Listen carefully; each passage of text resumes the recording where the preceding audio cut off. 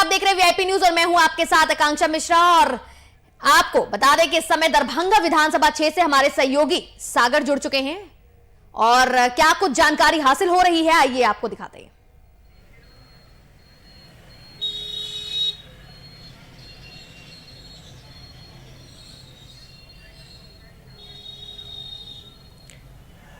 शुक्रिया आकांक्षा। फिलहाल VIP news की टीम आज पहुंची है दरभंगा विधानसभा में। देखिए हमारे पीछे ऐतिहासिक धरोहर भी है।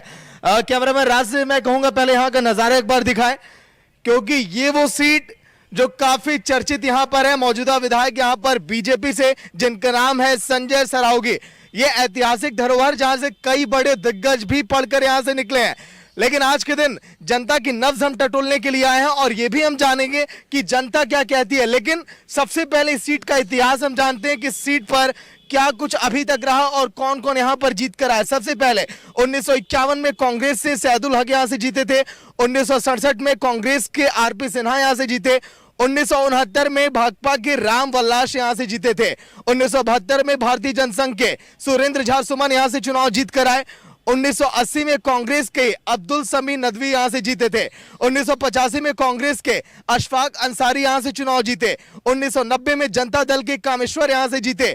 1995 में बीजेपी के शिवनाथ वर्मा दूसरी बार जीते और 1977 में जनता पार्टी की टिकट से ही वो जीत कर आए थे। सन 2000 में आरजेडी के सुल्तान अहमद यहां से जीते। 2005 में संजय सरावगी यहां से चुनाव जीते और 2015 में भी संजय सरावगी यहां से चुनाव जीते हैं। लेकिन देखिए खास बातें यहां की क्या है ये भी जानना बड़ा दिलचस्प है, क्योंकि चुनावी समीकरण कैसे बन रहा है और कैसे लोग यहां पर वोट डाले हैं अभी तक हर बार की चुनाव में, वो भी एक बार समझिए। बीजेपी यहां पर पिछले 4 चुनाव से लगातार जीतते आ रही है। ये आंकड़े काफी चौंकाने वाले हैं। कांग्रेस यहां पर आखिरी बार सन 1995 में जीती थी। इस सीट पर मुस्लिम और ब्राह्मण काफी निर्णायक भूमिका में रहते हैं। राजपूत, भूमिहार, कोयरी, कुर्मी, परवान यादव भी यहां पर चुनाव पर काफी अहम असर डालते हैं। पासवान का भी रोल यहां पर काफी अहम रहता। लेकिन अगर पुरुष वोटर की बात की जाए सीट पर तो 1.5 लाख वोटर जो है पुरुष हैं, ट्रांसजेंडर है वो 15 और महिला वोटर 1.37 लाख।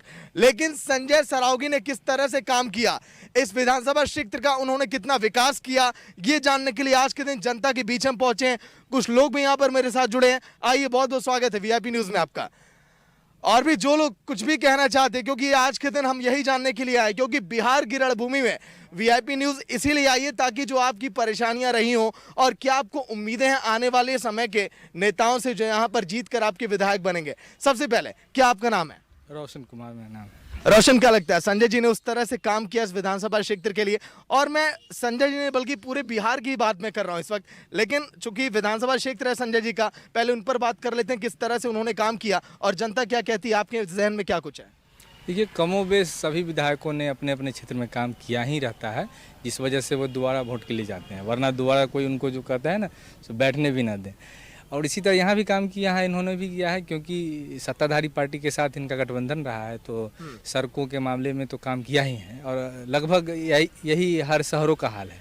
और शहरी विधायक होने के नाते उन पर और बहुत सारी जिम्मेदारियाँ होती हैं, नालों से लेकर के नगर निगम के विकास में भी उनका भूमिका होता है। तो इस तरह से इन्होंने भी बहुत कुछ किया है, बट और भी अपेक्षाएं थी जनता को जो वो पूरी नहीं हो पाई है, जो शायद अब आगे करें, या अब इनको जनता मौका देती है कि नहीं देती है।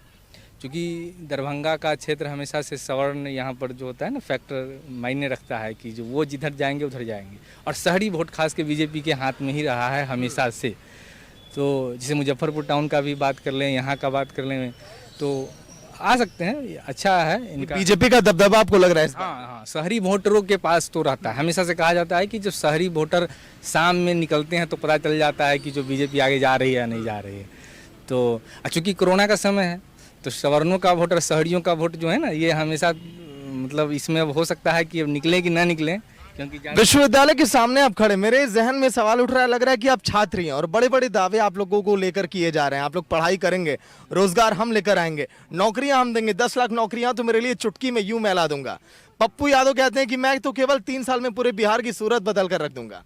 हाँ, दावे तो नेता हमेशा से करते आए हैं, बड़े बड़े दावे करते आए हैं, पर धरातल पर कितना उतरता है वो चुनाव जीतने के बाद वो दिखा जाता है। तेजस्वी यादव भी युवा हैं, नए हैं, कुछ एम लेकर आए हैं, करना चाहते हैं। बहुत सारी पार्टियां हैं, प्लूरल्स पार्टी एक नया आई है, यही मिथिलांचल से ही है, वो आती हैं मधुबनी से।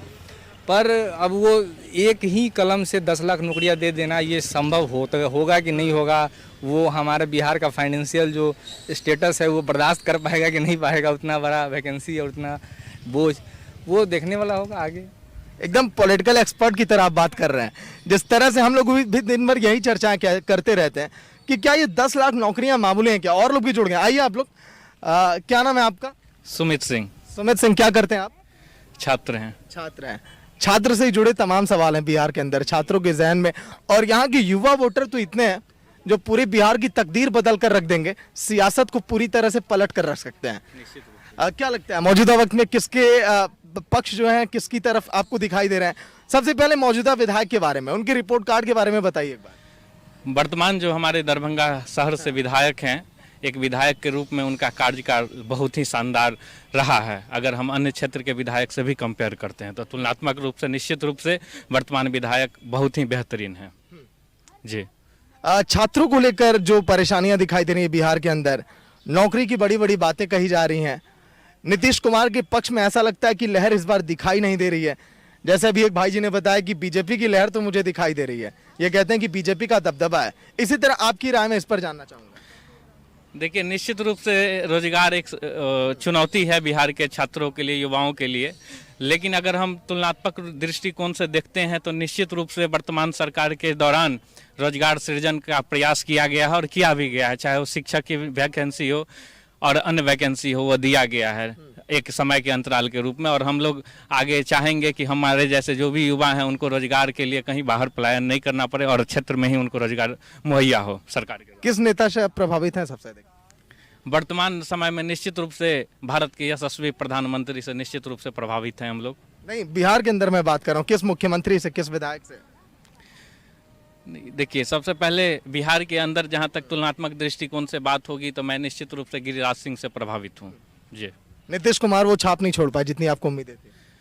नहीं, अगर हम तुलनात्मक रूप से हम मुख्यमंत्री के चेहरा के रूप में अगर देखेंगे तो वर्तमान में निश्चित रूप से नीतीश कुमार का विकल्प नहीं है दूसरा। अगर विकल्प है तो निश्चित रूप से उस पर चर्चा हो सकती है, लेकिन विकल्प मुझे नहीं लग रहा है कि वर्तमान में नीतीश कुमार का कोई सक्सेसर है बिहार में। आइए आप लोग भी आइए। ये रणभूमि इसलिए मैं दिखा रहा हूँ क्योंकि रणभूमि में आज के दिन आप भी हैं और आपकी बातें काफी अहम है बिहार के लिहाज से। जिस तरह से यहाँ के विधायक ने काम किया, मैं वैसे यहाँ पे देख पा रहा हूँ सड़कें काफी अच्छी बनी है। विश्वविद्यालय के लोग काफी तारीफ कर रहे थे कि यहाँ पर जो ऑनलाइन सिस्टम है काफी बेहतर काम करता है। ऑनलाइन प्रणाली पूरे बिहार के अंदर इसी विश्वविद्यालय में सबसे बेहतर रही है। क्या लगता है कमियां कहाँ पर रह गई, अभी वहाँ पर सुधार की जरूरत है? देखिए, पिछले बीते 4-5 वर्षों से जो विश्वविद्यालय का कार्यकाल है वो छात्रों की दृष्टि से और एकेडमिक सेशन से बहुत ज़्यादा सुधार हुआ है। कमियां, बहुत सारी कमियां रह जाती है, लेकिन उसका भी उपाय है और विश्वविद्यालय निरंतर उस पर कार्य कर रही है। अभी आपको देखने को मिलेगा बहुत सारा सिस्टम यहाँ सारा कुछ ऑनलाइन हो चुका है। कुछ सारी समस्या रह गई है, उस पर भी कार्य चल रहा है, तो बहुत जल्द ये सब समस्या भी दूर हो जाएगा। और बिहार में बाढ़ जैसे हालात जब मैं देखा कि लोग परेशान रहे, पलायन करने पर मजबूर रहे, क्योंकि आप सभी छात्र हैं, आप लोग बखूबी देख रहे हैं लोगों की परेशानियों को, यहाँ पर भी सुधार की जरूरत है। महिला सशक्तिकरण, महिला सुरक्षा, ये सब भी तस्वीरें बदलनी होंगी बिहार की। बाढ़ का जहाँ तक सवाल है तो बिहार में बाढ़ का प्रकोप रहता ही है और बाढ़ का प्रमुख कारण है कि बहुत लंबे अरसों से बात चल रहा है कि छोटी छोटी नदियों को यहाँ जोड़ा जाएगा, लेकिन कुछ ऐसा प्रशासनिक कदम कहिए या सरकार का वो नीति कहिए जिस पे सरकार अपने खरा नहीं उतर पाती है। और बगल में नेपाल है तो नेपाल से भी बहुत सारा पानी आ जाता है, तो इस कारण बिहार बाढ़ के लिए एक उसको शोक कहा जाए तो हम बिहार बाढ़ जो है बिहार में शोक का प्रमाण है। अभी 7 नवंबर को मतदान होने वाले हैं दरभंगा जिले में, जितनी विधानसभा सीटें हैं। तो दरभंगा की अगर केवल हम बात करें तो दरभंगा के अंदर केवल आपने क्या खामियां देखी हैं? चूंकि दरभंगा में हम हैं तो दरभंगा की कमियां भी हम जानना चाहेंगे। ठीक ही है, मिला जुला कर ठीक ही है। पहले देखने में आता था जब हम लोग आज से 5 साल 6 साल पहले आते थे तो गंदा शहर के नाम से जाना जाता था कि दरभंगा, हाँ, हरा कचरा कबाड़ा सब सड़क पे ही पड़ा रहता था। दरभंगा हमेशा रहता है गंदा। हाँ, लेकिन अब उसका तस्वीर बदला सा नजर आ रहा है। नगर निगम की भी भूमिका है, स्थानीय विधायक की भी भूमिका है, सबकी भूमिका है। उस लिहाज से तो अब ठीक है, बेहतर है। सड़क नाले भी अब मैं जैसे यहाँ हाईवे से उतरा तो अब देखा कि सड़क जो है, मैंने बहुत दिन बाद में दरभंगा में मतलब एंटर किया था, उसके बाद लगा कि जो नहीं अब जो है सो बेहतर हो रहे हैं, सब कुछ अच्छा से चल रहा है। नीतीश कुमार जी का हमेशा से फोकस सड़कों, नालों, पुल पुलिया इस सब पे हमेशा से रहा है, क्योंकि कनेक्टिविटी जब बढ़ती है तो विकास अपने मैंने जो कहा था ना ऑटोमेटिक मतलब होने लगता है। तो उस सेक्टर में उन्होंने बहुत सारा काम किया है। पर जहाँ रोजगार की बात हो रही थी ना अभी, और विश्वविद्यालयों के जो अप टू डेट होने की बात हो रही थी, तो मिथिला यूनिवर्सिटी अगर अप टू डेट है तो इसमें मैं सरकार को कोई श्रेय देना नहीं चाहता हूँ, क्योंकि और भी यूनिवर्सिटी है, मंडल यूनिवर्सिटी है, बिहार यूनिवर्सिटी है, पटना यूनिवर्सिटी है, मगध यूनिवर्सिटी है, वो तो सरकार से बहुत नज़दीक है, पटना से बहुत नज़दीक है, प्रशासनिक अमला वहाँ जल्दी पहुँच सकता है। बावजूद इसके वहाँ का सेशन क्यों लेट है? यहाँ अगर अप टू डेट है तो यहाँ का एडमिनिस्ट्रेशन अच्छा है, इस वजह से अप टू डेट है। मैं इसके लिए किसी सरकार को मतलब श्रेय देने वाला नहीं हूँ।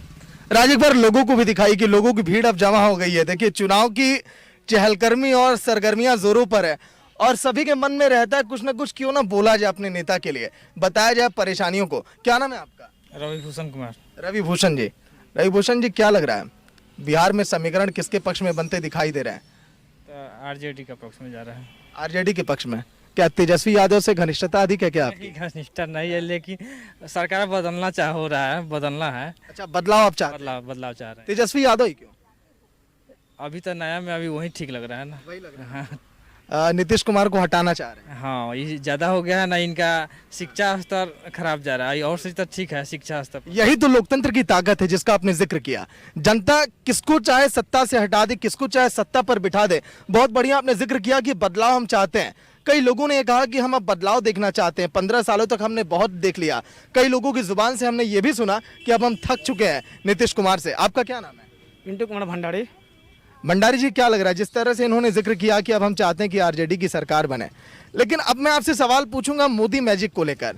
क्या लग रहा है कि बिहार में जिस तरह से बच्चे बच्चे की जुबान पर मोदी का नाम रहता था, वो क्या अब थोड़ा बदल रहा है क्या ट्रेंड अब? नहीं, वो जो श्रेय है मोदी जो बच्चे लोग करते हैं वो अभी भी मिलेगा देखने को। चाहे वो अभी जो वर्तमान में कुछ मेरा साथी मित्र बोल रहे थे कि सरकार चेंज करने वाली बात, तो हमको नहीं लगता है कि 15 साल पहले एक भी जंगल राज था जो फिर पुनः उसको स्थापना किया जाए, क्योंकि जंगल राज से हम लोग उब थे उस समय। लेकिन अब ये 15 साल में जो हम लोग देख रहे हैं सरकार की जो योजना है, सरकार जो डेवलपमेंट की है बिहार के लिए, मैं युवा उससे बड़ी खुश है। लेकिन है क्या कि जंगल राज में हम लोग को जाना नहीं है। हम लोग को फिर पुनः 5 साल विकसित राज्य कैसे आगे बढ़े उस पर सोच के हमको वोट करना 7 तारीख की रोज। नहीं, मोदी मैजिक का जिक्र मैं इसलिए कर रहा था क्योंकि पीएम नरेंद्र मोदी की अब जनसभाएं होने वाली हैं बिहार के अंदर। तो क्या लग रहा है कि वोट वो बटोर ले जाएंगे, फिर से नीतीश कुमार आ जाएंगे सत्ता में? इसलिए मैंने आपसे पूछा। नहीं, मोदी जी आएंगे और बहुत से जितने भी हमारे 243 विधानसभा चुनाव है उसमें एक तरफा वोट बीजेपी के उम्मीदवार जो एनडीए की सरकार बनेगी उसमें बहुमत से बनेगी। उसमें आरजेडी कहीं दूर दूर तक नजर नहीं आएगी। चलिए, एक भाई और आ गए। क्या नाम है आपका? सोनू तिवारी। सोनू तिवारी, देखने में वैसे नेता छवि के आप लग भी रहे हैं। क्या लग रहा है कि मौजूदा समय में किसके पक्ष में हवा दिखाई दे रही है? ये सवाल इसलिए क्योंकि आप भी युवा दिख रहे हैं मुझे, सभी यहाँ पर युवा ही खड़े हैं और युवाओं पर ही बिहार का भविष्य टिका हुआ है। काम के आधार पर अगर जनता मूल्यांकन करेगी तो 100% एनडीए की सरकार बनेगी निश्चित रूप से। एनडीए से जुड़े हैं क्या? कौन? हम? हाँ। अच्छा।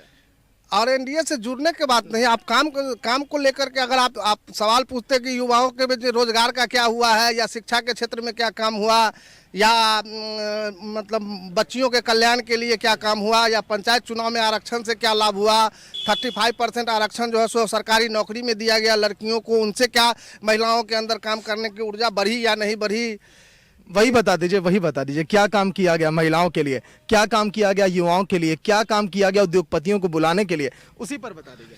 उद्योगपति को बुलाने के लिए तो सबसे पहला काम किया गया कि यहाँ का बेसिक इंफ्रास्ट्रक्चर जो किसी भी काम के लिए जरूरत होता है, सड़क और बिजली, ये 2 महत्वपूर्ण काम बिहार में आज के डेट में लगभग अब 99% होना है। और 1% अगर कहीं कमी नजर आ रही है तो 99% को देखा जाता है, 1% को नहीं देखा जाता। यहीं पर मैं आपको रोक रहा हूँ।